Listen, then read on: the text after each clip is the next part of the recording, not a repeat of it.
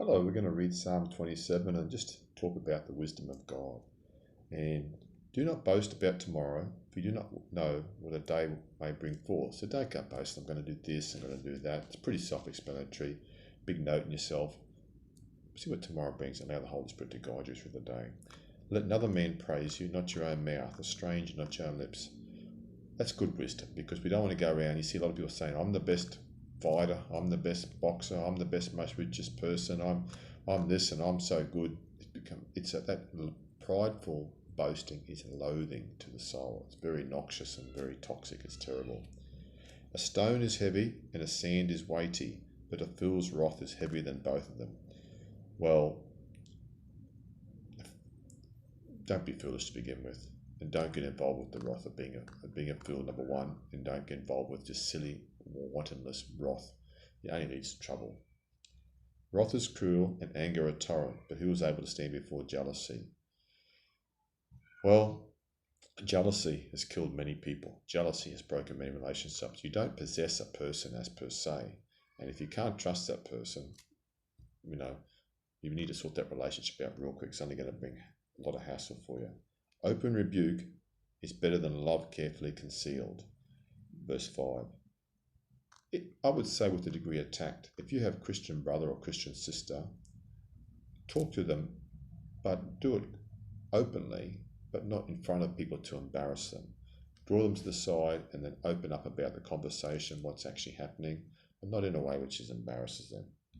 And if you love people and you don't actually tell them the truth, then they're never going to know what's going wrong with their life. But you've got to pray about it first and get a real Holy Ghost-led leading. Faithful are the wounds of a friend, but the kisses of an enemy are deceitful.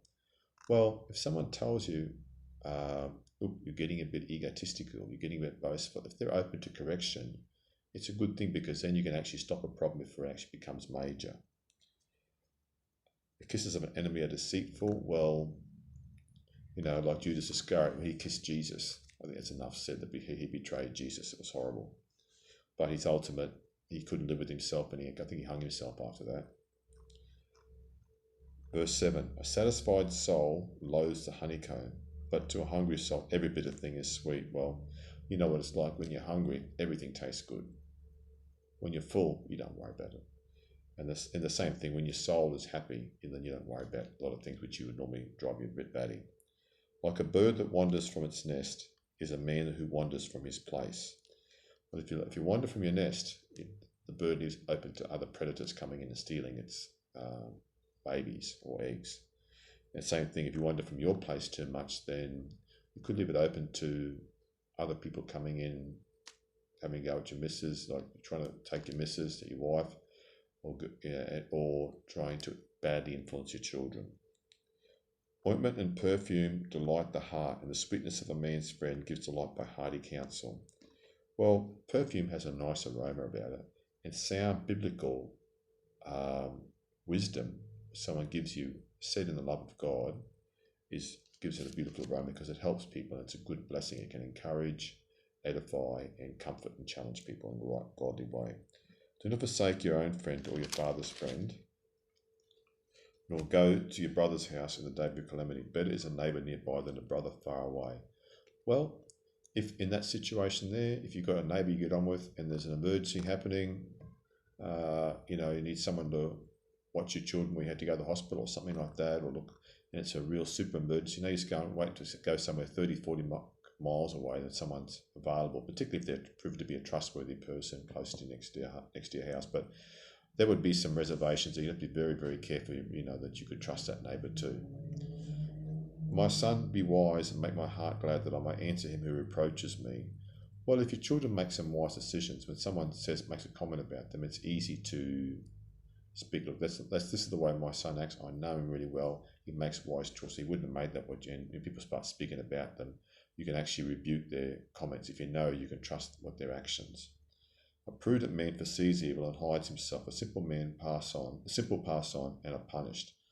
Well, if you see a fight breaking out and you don't want to get involved, just stay away from it. The simple can be a big note himself, or they could watch a robbery going on or something like that. As they go to watch the robbery going on, they could be arrested, being around the crime. Take the garment of him who is surety for a stranger, and hold it and pledge when he is surety for a seductress. Well, the garment of him who is surety for a stranger. Maybe in that instance, you're actually giving something to be surety for a stranger. Now, I wouldn't go surety for a stranger to begin with.